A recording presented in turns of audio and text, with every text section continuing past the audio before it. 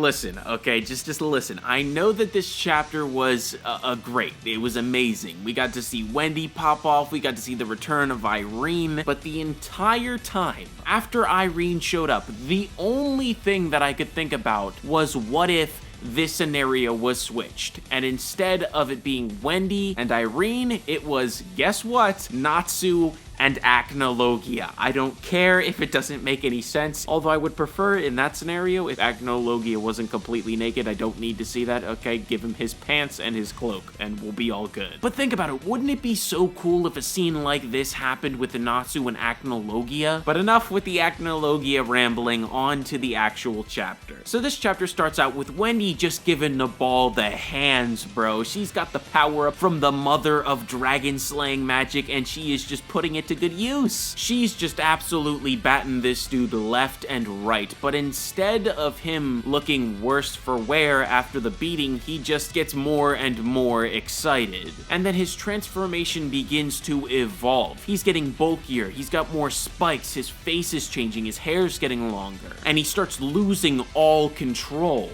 And he actually lands a pretty good hit on Wendy, and it sends her flying backwards. But then again, the transformation begins to evolve, and he starts looking almost like an actual dragon. And that is the true effect of the 5th generation Dragon Slayer's Dragon Force, is that it accelerates the dragonification process. And with Nabal starting to become an actual dragon, he is just the epitome of a beast now, and he has turned the tables, and now he is giving Wendy the hand.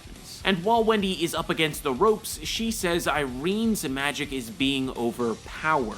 And then Irene just materializes, but it's sort of like inside of Wendy's mind, even though she can see it in the real world and stuff like that. And when she materializes, Irene says, "You haven't even used 1% of my magic.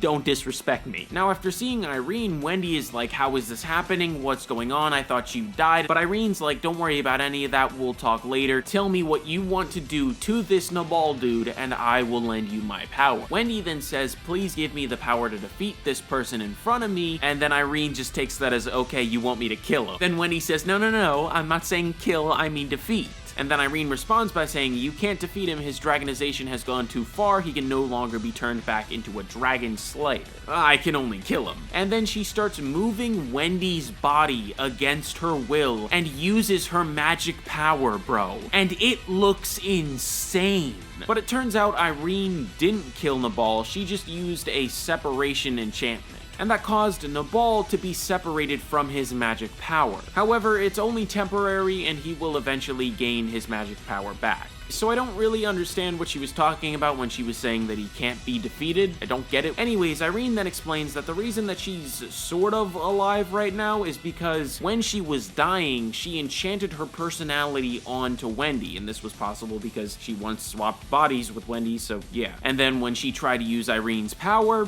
this is what summoned her personality. However, she just used up the last of her residual power, so she'll be sleeping inside of Wendy, and she won't interfere unless she's needed. But before she goes to sleep, she tells Wendy that she is going to teach her the separation enchantment so that she can split Toka and the White Mage. Irene has just made not only this arc, but this entire story 10 times more interesting. Anyways, that's gonna do it for me. So thank you all very much for watching. I hope that you all enjoyed. If you did, make sure to like, comment, and subscribe, and I will see you all in the next one. Peace out, everybody!